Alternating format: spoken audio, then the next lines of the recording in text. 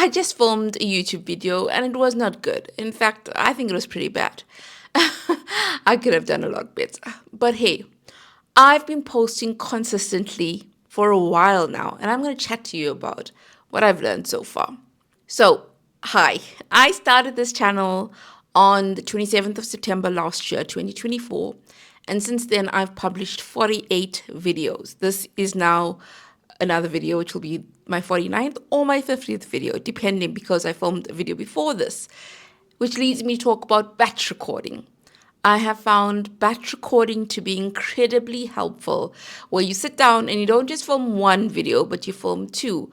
I used to try to film 3 videos, and I found that to be difficult to do 3 in one go, but 2 seems to work well for me. And it saves you a great deal of time and effort to have everything set up, etc.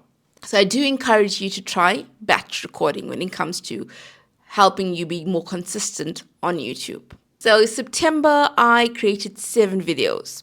And when you're starting a new channel, you are feeling hopeful. You are feeling like, okay, I can do this. I have my mindset in the right direction and it's going to go well. You feel good about it.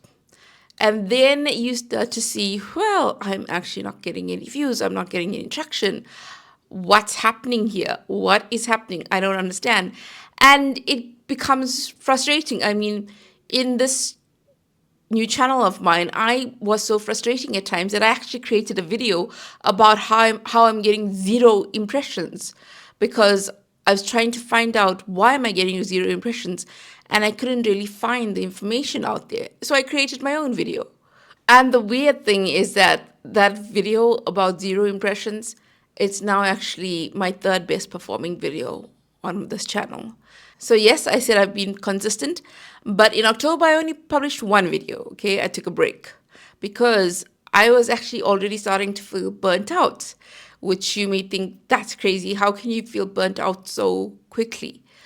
But it's because I was thinking of YouTube too much. I was working on scripts, etc. I was researching ideas. I needed a break, and I'm glad I took that break. In November 2024, I published 20 videos. That's good. 20 videos. Again, very slow growth. Little bit of growth, but slow growth. And then especially when you get a subscriber and then the next day you lose a subscriber, etc. It's painful, very painful. Then December 2024, published 7 videos, okay? So festive season. It's now the 20th of January 2025, and as of January this month, I've published 13 videos. So I've published 13 videos in January. Okay, so let's talk about how many views I got on my first videos. So on one video I have 18 views, and another video I have 11 views, 48 views, 10 views. One video only has 4 views. So when you are getting few views, it can feel really discouraging, especially when you think, I'm putting in effort and what's happening? I'm posting consistently, but where are the rewards? So you can really feel like that. Consistency definitely builds discipline though, because when you know I'm going to film on this particular day, I'm going to edit my video on this day, etc., you have timelines in place, you have schedules in place, and you're more likely to stick to it. And when you have many videos and you try to improve every video as you go along, eventually that leads to quality. Eventually you can see how you've improved from your first video to your 20th video, etc. And then the good thing about having a niche, I think, is when you have a niche, even under my suggested videos, it's just suggesting my own videos to other people. I've learned to really try to understand analytics. In being so consistent, I can now see, okay, when a video is above normal retention, etc. Okay, so this video performed well. Why did it perform well? And analytics helps me to understand that. And I've also learned to experiment, Yes, I sit down and do these videos, but I also created videos where I show you how I film with my phone. And I also show you how I created this little YouTube studio that I have right here. And those videos have done well. So it shows you, okay, you don't have to stick to one thing. You can try different things as well. But whoa, growth is so slow sometimes. It's really slow. and it can be very painful and very frustrating. It can feel like the algorithm is against you. It can feel very personal. It can feel like, oh my word, why aren't I winning? I should be winning, but I'm not. And often you feel like you want to give up, even though you are being consistent, even though you are publishing videos. But now my analytics show me that in the last 28 days, I've gained 23 subscribers. So since I've started, I have a total of 37 subscribers, but in the last 28 days, 23 subscribers, I've gained that. So that's pretty good, you know? So it's baby steps. It's all about baby steps. And if you're in it for the long haul, being consistent on YouTube will teach you that there are some days, some weeks, some months even where you'll feel like progress isn't being made. But eventually, when you look at your graphs on YouTube, you will see the highs and the lows. You'll see that after a low, eventually you'll get to the high, and then after the high, you'll get to another low, and that it's normal. Okay, it's normal. Not every video is going to perform well. Sometimes you're going to have videos where you thought it was going to do so well, but it just didn't. And sometimes you have videos where you thought, okay, I'm just going to take a chance on this, and it does perform well. And being consistent and creating so many videos in a short space of time has also made me feel like I don't have to aim for perfection. Yes, I can improve every video as I go along, but if I feel like I could have done something better, I'm not going to make myself feel bad about it. I'm going to publish the video and then work on the next video. I've also learned to try to not obsess so much about the analytics. Yes, I said it's important to understand analytics, but at the same time, you know, when you publish that video, you keep wanting to check analytics, see how it's doing, etc. But instead, I'm learning to focus on the next video that I'm creating and the one after that. Because once the video is published, yes, I could go back and change the thumbnail, etc., and do all those things which could impact the video. But I want to focus, and I could do that. I'm not saying you can't, but I also want to focus on moving forward. What do you find to be difficult on YouTube, and what do you actually enjoy about YouTube? Comment below and let us know.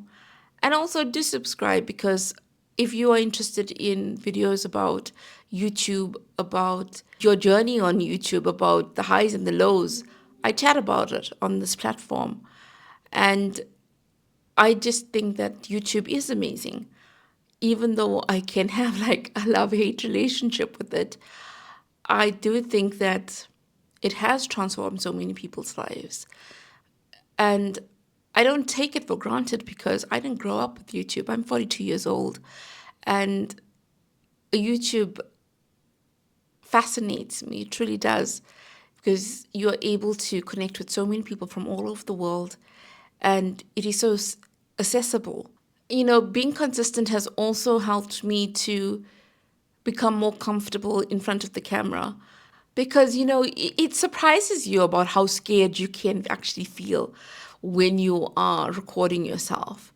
Yes, nobody is in the room with you, but as soon as you press record, well, in my case, I'm using my phone, you start getting nervous. You do.